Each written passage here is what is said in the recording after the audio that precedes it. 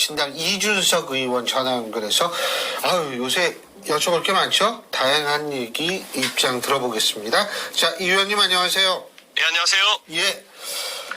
요새 뭐 일들이 오늘만 하더라도요. 왜 일들이 이렇게 많은지 모르겠는데 하나씩 제가 좀 여쭤볼게요. 예. 먼저 이재명 대표 기자회견 보셨어요? 혹시 보거나 기사는 보셨어요? 아직 제가 못 들었습니다. 이재명 대표가 상당히 중도 우클릭을 한다라는 얘기들이 많거든요. 그러니까 제가 한 가지 예를 들어볼게요. 예. 오늘 얘기한 멘트 중에 기업이 앞장서고 국가가 뒷받침해서 다시 성장의 길을 열어야 한다. 그리고 트럼프 정부를 맞아서 한미 동맹의 강화가 중요해졌다. 이런 얘기를 했거든요. 예? 이런 식의 이미지 어떻게 보세요? 이 변신을? 사람이 갑자기 변하면 좀 이상한 거거든요, 그거는. 예, 그게 우리가 뭐 사실 덕담이나 아니면 우리가 오랫동안 해왔던 말들이 괜히 그러는 게 아니라 예. 급격하게 항로를 변경하고 급격하게 방향성을 바꾼다는 것이 어떤 계기가 우리가 합리적으로 인식되는 게 아닌 이상 예. 좀 특이한 상황으로 받아들여야 되는 거거든요. 예. 저는 이재명 대표가 그런 표현을 했다면은 뭐 저로서는 우선 믿기는 좀 어려운 상황인 것 같아요. 왜냐하면 이재명 대표의 경제 정책이라 함은 특히 시장 친화적이라기보다는 보통 복지나 아니면 나누어주는 것에 강한 것으로 이제 인지돼 있거든요. 예. 아마 이재명 대표를 지지하는 분들도 그런 맥락 때문에 지지하는 걸걸요. 이재명 대표가 뭐 예전에 행정가 시절에도 무슨 기업을 유치하고 아니면은 또 뭐 규제를 풀고 이런 것에 적극적으로 보긴 어렵거든요. 예. 저는 그래서 좀 이색적인 좀 접근이다 이렇게 생각합니다. 근데 그 이색적인 것 이게 왜 나왔을까요? 이게 초조함에서 나왔다는 분석도 있던데요. 당연히 저는 그런 해석이 나올 수밖에 없는 상황이다. 이재명 대표가 지금 외견상으로는 높은 지지율을 가지고 있는 것처럼 보이지만은 그거는 경쟁자들이 이 활동할 공간을 없애놓았기 때문에 보이는 약간 독점 효과 비슷한 거고요. 예. 지금 이재명 대표가 과연 개인적인 매력도로 그걸 쌓아 올린 것이냐에 대해서는 많은 사람들이 아니라 생각할 거거든요. 네. 근데 뭐 이재명 대표 입장에서는 수성전에 나서겠다는 건데 사실 지금 수성전에 나서려면은 예전에 MB처럼 한 60% 나오는 사람이면은 예. 수성전을 펼칠 수도 있는 거고 탄핵 국면에서의 문재인 대통령이라면은 예. 그런 어떤 무난한 지지를 구축하기 위해서 수성전을 나설 수 있는데 이재명 대표는 글쎄요. 저는 수성전을 펼칠 만큼의 지금 상황인지는 모르겠습니다. 그 초조하게 생각하는 이유 중에 하나가 제가 볼 때 오늘 여론조사 나온 거 결과 한번 보셨는지 모르겠는데요. 예, 양자 대결 조사. 시사저널 조사에서는 사실은 김문수 지사가 김문수 장관이 이재명 대표를 앞서는 걸로 나왔거든요. 예. 어떻게 보세요, 이거? 왜 이런 현상이 나타난다고 보세요? 저는 지금 최근에 ARS 조사에서 아주 이례적으로 높은 응답률이 나오는 것이 보수 진영이 결집해서 응답하고 있는 상황이다라는 건 맞는 분석인 것 같고요. 예. 그렇다고 해서 그게 완전히 의미가 없는 조사냐라는 건 생각해 봐야 될 것 같습니다. 왜냐하면 전화를 받고자 하는 의지라는 것이 드러나는 것은 나중에 굳이 따지고 보면 투표하고자 하는 의지와도 맞닿을 수 있는 거거든요. 예. 그렇기 때문에 저는 조금 이번에 뭐 소위 말하는 강성 보수 지지자가 과표집됐다 하더라도 어쨌든 추세면에 봤을 땐 이재명 대표의 어쨌든 독주 체제나 이런 것이 아니면 확인된 거기 때문에 그래서 초조함이 생긴 거는 맞는 것 같습니다. 근데 김문수 장관이 의외로 잘 나오는데 이건 어떻게 해석하고 계세요? 그러니까 세대에 따라 좀 반응이 다를 텐데 김문수 지사가 어쨌든 정치를 한 지 오래돼서 인지도가 굉장히 높은 분이고 예. 그리고 이번에 그 탄핵 국면에서 장관 신분으로서 어쨌든 그런 사과 요구를 거부한다든지 좀 특징적인 장면들이 있었기 때문에 탄핵 반대를 기치로 삼은 분들에게는 좋은 선택지가 아니었을까 이런 생각을 합니다. 그러니까 강성 지지층에게 좀 어필했기 때문에 이런 결과가 나왔다 이렇게 보시는 겁니까? 그리고 구체적인 행동으로 그걸 보여줬죠. 김문수 장관이. 그렇기 때문에 저는 그런 지금 탄핵에 대한 찬반이 중요한 상황에서는 당연히 탄핵 반대층 같은 경우에는 김문수 장관을 대안 중에 하나를 보고 있는 것 같다 이런 생각입니다. 근데 그 탄핵 예를 들면은 이런 추세가 계속 이어질 거라고 보세요? 이게 이런 게 있습니다. 나중에 원래 연예인 중에도 보면은 캐리스 힐튼이 왜 유명하냐 이렇게 물어보면요. 예. 유명한 걸로 유명한 거거든요. 유명한 걸로. 예. 캐리스 힐튼이 유명하기 때문이거든요. 그런 것처럼 여론조사도 확실히 그 선거판에서 그런 기능은 있습니다. 예. 그러니까 그 여론조사가 어떤 조사이든지 간에 김문수 장관이 좀 높은 그런 선호도를 기록하는 조사가 이어지면은 이게 대세인가 보다 해가지고 각인 효과가 생기고 또 거기에 따라붙는 표들도 있거든요. 밴드웨건 효과가 나타난다. 근데 이게 뭐 아주 단단할지 모르겠습니다. 왜냐면 우리가 뭐 한 2달 전으로 시기를 돌려보면요. 예. 그때는 뭐 한동훈 대표가 그러고 있었는 데도 있었어요. 그래서 지금 이제 한동훈 대표의 위상은 그때에 비하면 2달 만에 확 바뀐 것처럼 저는 항상 보수 진영에서 그냥 가장 많이 얼굴을 보게 되는 후보, 가장 그냥 여론조사 이름 많이 보는 후보에 대한 그런 선호투표 같은 게 분명히 있다 이렇게 보거든요. 예. 예. 이준석 의원께서도 출마하실 거 아니에요, 이번에. 만일 조기 대선이 이루어진다면. 전 조기 대선이 이루어지면 출마 의향이 있습니다. 출마하실 거 아니에요. 예. 그러면은 사실은 김문수 장관이나 혹은 이 한동훈 전 대표나 홍준표 시장이나 오세훈 시장에 비해서 이준석 의원의 강점 뭐라고 보세요? 글쎄요, 저는 이제 대한민국이 지금 예. 이 탄핵 국면에서 예.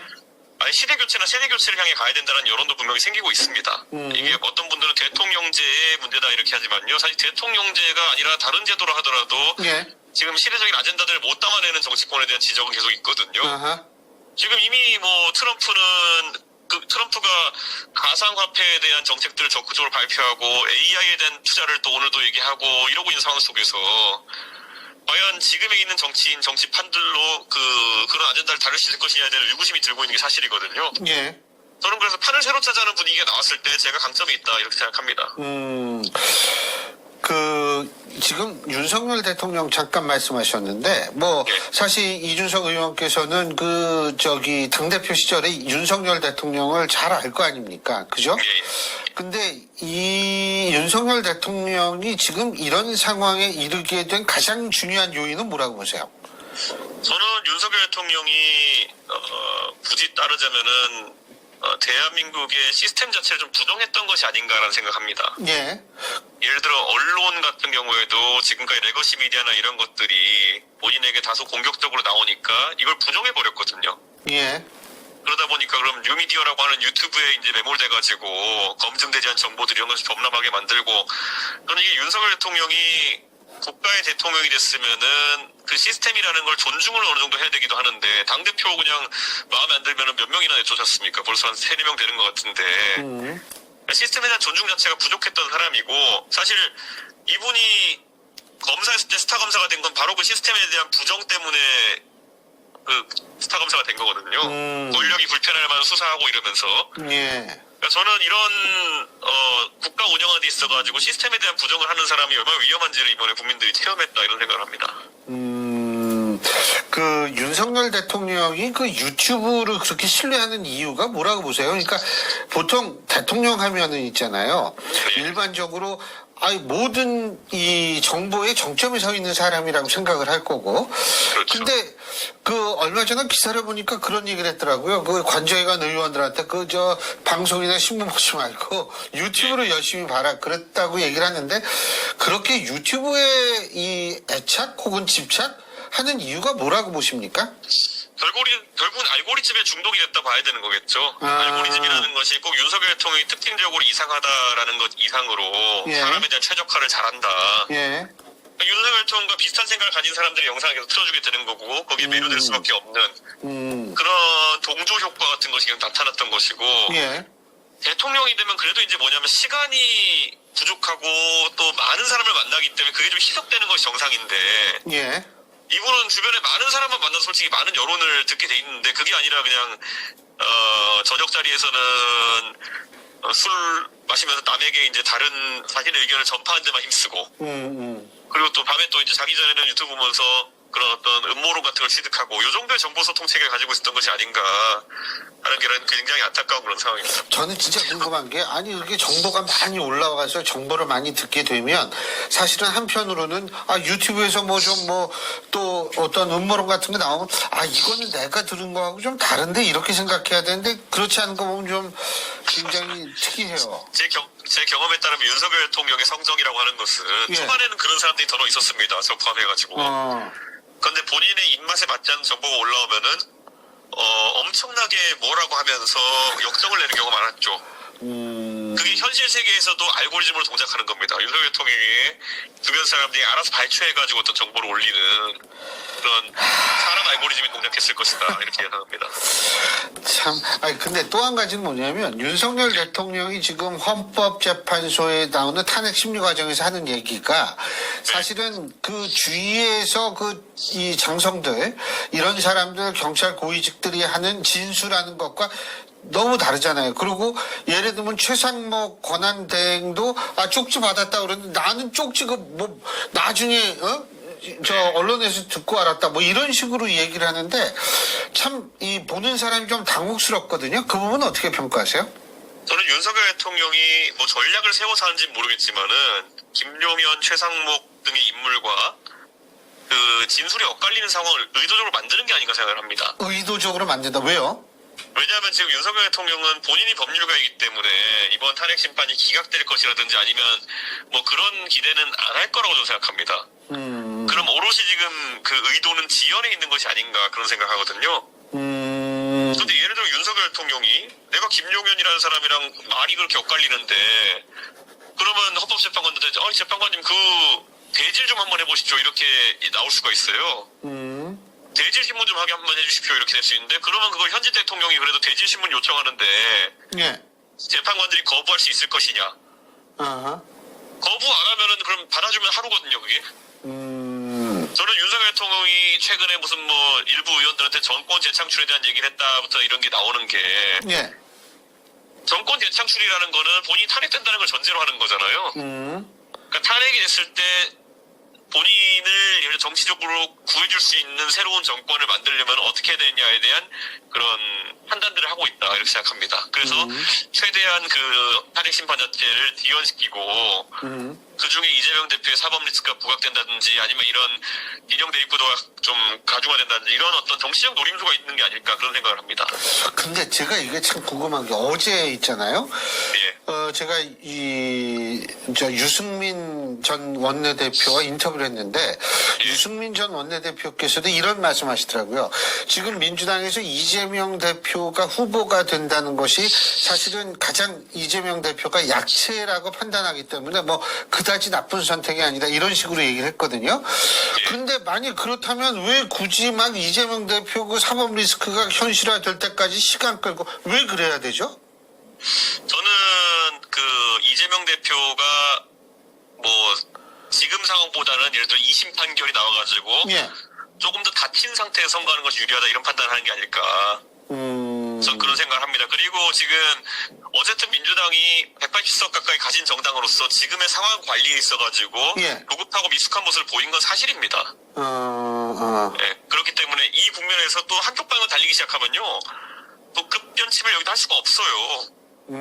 제가 오늘 그 국회에서 지금 민주당의 모 의원 저랑 친한 의원이랑 잠깐 지나가면서 대화를 나눴는데 저한테 그러더라고요. 이 의원 그 오늘 솔직히 이진숙 그 탄핵 기각 예, 때문에 조금은 그 민주당 의원들이 당황하는 것 같다. 근데 저는 그랬어요. 아니, 내가 과방이라서 잘하는데 이건 애초에 민주당 쪽에서 MBC 사장 그 바꾸는 걸 좀 저지하기 위한 그런 목적성 있는 탄핵이었지. 실제 탄핵 사유가 충분해서 한 탄핵은 아닌데 그거를 그렇게 받아들이냐 했더니 민주당 의원들은 또 그 세계관에서는 이게 탄핵이 될 거라고 생각했던 것 같아요.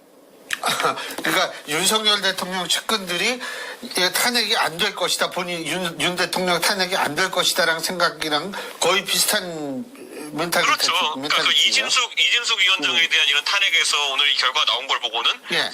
이러다가 이제 이거를 정치를 세밀하게 들여다보는 사람이면 이진숙 위원장은 탄핵 사유가 좀 불충분했다는 걸 알고 있고 윤석열 대통령은 사고 넘친다는 걸 바로 알 수 있거든요. 예. 근데 그게 이제 대중적으로 가면 봐라 이진숙 위원장도 탄핵이 부결됐으니까 우리가 조금만 열심히 하면은 윤석열 탄핵도 기각 날 수 있다라는 거를 이제 굉장히 지지층에 강하게 어플할 거라는 거죠. 모신정에서. 그래서 민주당에 있는 의원들이 실제로 좀 놀란 것 같다. 그래서 이런 것들이 탄핵 심판에 영향을 미치지 않을까라는 우려가 이제 조금씩 국회에 생기고 있는 게 사실이거든요.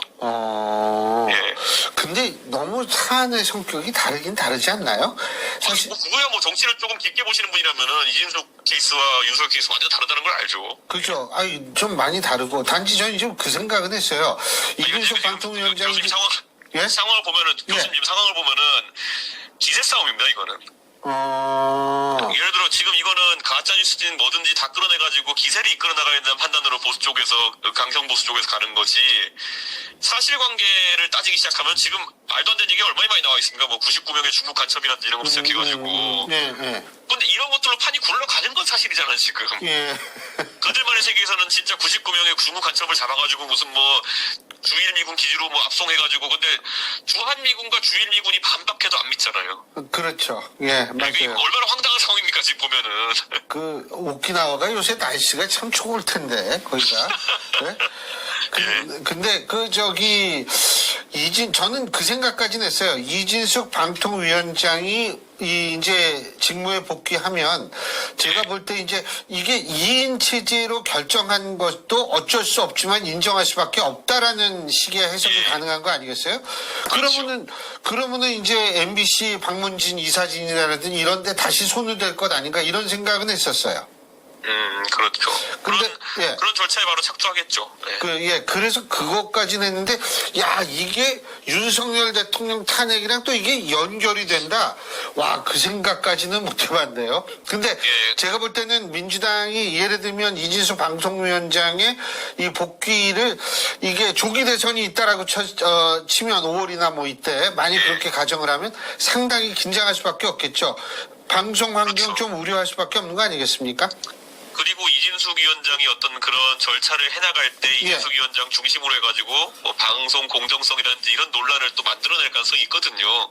저는 그런 게 이제 보수 입장에서는 이게 선거에 탄핵 국면 하나인 것보다도 이런 보수 지지자들이 좋아할 만한 아이템 몇 개를 들고 가는 게 유리하다. 그런 생각을 하겠죠. 그러니까 조금 구체적으로 예를 들면 뭐가 있을까요? 그런 게? 뭐 MBC, JTBC 공격하려고 하겠죠. 그런 거요. 그래서 보수 유권자들한테 좀 더 어필하고 이렇게 이제 할 수 있는 그런 거다. 그래서 이게 사실관계가 중요한 판이 아닌 거죠, 그분들한테는. 그렇죠. 요새 돌아가는 거 보니까 사실관계는 하나도 중요한 것 같지가 않더라고요. 그러니까 그 99명의 중국 간첩 뭐 이런 것도 사실 그 보수 진영의 상당수 내재돼 있는 반중 정서에 기반해서 그냥 아무 말이나 하는 거지. 이게 뭐 말이 되는 얘기가 아니거든요. 그거 너무 번잡스럽잖아요. 평택에서 배 태워가지고 저기 어디죠? 오키나와까지 가려면 오키나와 그게 십몇 시간 걸릴 거예요. 그거 배 타고 가면. 굳이 왜 그래야 되는지도 모르겠고요. 글쎄요. 저도 그게 조금 굉장히 놀라운 주장이라는 생각을 했는데 어떻게 민주당은 이재명 대표가 후보가 되는 게 거의 뭐 상수가 되겠죠? 어떻게 보세요? 그렇다고 봐야 될 것 같은데요. 이재명 대표에 대해 가지고 최근에 양자 대결 조사라는 것이 이게 또 뭐 그 조사가 얼마나 편향되었느냐 아니면은 왜곡의 요소가 있냐는 차치하고 이런 결과들이 보도되면 민주당 지지층은 불안할 수밖에 없는 거죠. 더 뭉친다 이거죠? 그래서 이재명 대표를 굳이 배척하지 않더라도 다른 대안들을 한번 띄워보자라는 여론이 비등할 수가 있습니다. 다른 대안들을 띄워보자? 예를 들면 다른 대안들을 띄워보고 잘 되는지 보자 정도의 여론은 생길 수가 있습니다. 그러니까 뭐 예를 들면 김동연 지사라든지 김부겸 전 총리라든지 이런 분들을 한번 띄워본다. 당연히 우리가 흔히 얘기하는 문재인 정부의 3총리 있지 않습니까? 뭐 이낙연, 정세균 그다음에 김부겸까지 이 3총리 분들도 본인들의 의사와는 관계없이 언급이 될 것 같고요. 김동연 지사도 언급될 테고. 우원식 국회의장은 어떻게 보세요? 우원식 의장님은 당연히 그 의장이라는 막중한 책무가 있으시기 때문에 본인 입으로는 전혀 그런 의사가 없다 하시겠지만은 언급을 하겠죠 사람들이. 그러니까 그런 분들이 근데 만약에 그분들이 의외로 잘 나오면 어떡합니까? 그때 이제 이재명 대표의 진짜 위기가 시작되는 거겠죠. 지금 상황에서는 여론조사가 이상한 거야 이러겠지만 예를 들어서 우원식이나 아니면은 삼총리 같은 중량감인 인사분들의 이름을 넣었을 때 이재명으로 하니까 저쪽에 누구든지 양자로 지는데 이분들로 하니까 이기네 뭐 이런 결과 나오면 그때부터는 상대성이거든요. 절대적으로 그 조사가 얼마나 왜곡되는지와 관계없이 이재명 대 뭐 예를 들어 홍준표 이거는 밀리는데 뭐 우원식 대 홍준표 아니면 김부겸 정준표 이거는 이기네 이러면 이 길이 아닌가 이렇게 되는 거죠. 그러면 이제 그때부터 본격적으로 흔들릴 수 있다. 근데 저는 아직까지도 그 가능성이나 아니면 그 단계에 가기까지는 좀 멀었다라는 생각을 하는데요. 왜 멀었다고 보세요? 왜냐면 당장 지금 범야권에서는 이재명 대표 혼자 정치를 약간 독점해온 기간이 길기 때문에 예. 정치 고관여층은 예를 들어 뭐 김부겸 총리나 아니면은 뭐 아까 이낙연 총리 뭐 저런 분들을 다 기억하지만은 대중적으로는 약간 그분들에 대한 기억이 페이드아웃 되는 과정 중에 있었거든요. 예, 이번에 우원식 의장님이야 당연히 뭐 이번에 탄핵 과정에서 본인의 존재감이나 아니면 인지도를 많이 올리셨기 때문에 조금 다르겠지만은 그래서 저는 그 판은 좀 아직까지는 거리감이 좀 있을 거다 이런 생각이 듭니다. 근데 뭐 지금 민주당 쪽에서도 잠룡들이 좀 꿈틀거리긴 하더라고요. 예. 이준석 의원님 좀 죄송하지만 요새 개혁신당도 만만치 않게 시끄럽더라고요. 예. 어떻게 전망하십니까? 뭐 그런데 저는 뭐 이 사태 처음부터 예. 이거 뭐 우리 사무처 당직자들이 허은하 대표 업무 지시나 이런 것들에 대한 불만이 많고 그래서 당이 조금 공전되는 것 같아가지고 제가 이거 허은하 대표 좀 결자 해지해라. 이거 뭐 사무처 당자냐 풀 게 있으면 풀고 이런 식으로 얘기했는데 허은하 대표가 이제 급발진하면서 이제 본인의 사퇴 국면까지 이제 가는 거거든요. 저는 사실 왜 그런지는 잘 모르겠고 그런데 아무쪼록 지금 당원 소환 투표가 이제 내일부터 진행이 되는데 저쪽 인정 안 할 거려? 뭐 그럴 가능성이 있죠. 그런데 뭐 그거와 관계없이 어떤 수치가 나올 것이고 그러면 예. 그에 따라 가지고 당원들의 의사는 확인될 것이고 저는 뭐 그 뜻에 따라 가지고 당내 구성원들이 뜻을 모아서 해결해야 되지 않을까라는 생각하는 게요. 사실 이 당이 뭐 의석이 많은 것도 아니고 당원들이 내는 당비로 운영되는 당이거든요. 저희 국고보조금도 많지도 않아요. 네, 그렇기 때문에 당원들의 의사에 반하는 판단을 우리 구성원들이 한다면은 그건 어차피 좀 말이 안 되는 상황이 아닐까. 그래서 뭐 그 투표 결과를 뭐 섣불리 예측하기는 어렵지만은 당원 투표가 이뤄진다는 관점에서 하나의 분수령이 되지 않을까 생각합니다. 어쨌든 지금 시국에서 이게 좀 빨리 수습이 돼야 되는 것 아닌가 이런 생각이 들 수밖에 없거든요. 아니, 저는 이해가 안 가는 게 저는 뭐 이런 상황을 만드나라는 생각이 들어가지고요. 예, 어차피 저는 제가 뭐 의원 되고 나가지고 뭐 당무라는 거는 사실 제가 원맨쇼당을 만들 수도 있었지만은 여러 사람이 경험해봤으면 좋겠다 해가지고 제가 전당대회 안 나가고 그래서 허은하 대표가 이제 당선돼가지고 하는 건데 근데 뭐 그 취지하에서 가는데 갑자기 뭐 상황 정치 이래버리니까 저가 할 말이 내가 상황 정치 한 거 있으면 하나만 얘기해보세요 이거밖에 말 못하잖아요. 그러니까 실제로 상황 정치한 뭐 증거라는 게 나온 걸 봤습니까? 그러니까 저는 지금 굉장히 난감한 상황입니다 이게. 근데 뭐 좀 있으면 풀리겠죠 뭐. 그리고 이제 또 더 큰 이 게임이 시작이 슬슬 될 수도 있는 거 아니겠어요? 예? 좀 지켜봐야죠. 오늘 이렇게 바쁘실 텐데 인터뷰 해주셔서 고맙습니다. 감사합니다. 예, 감사합니다 교수님. 예, 고맙습니다. 예.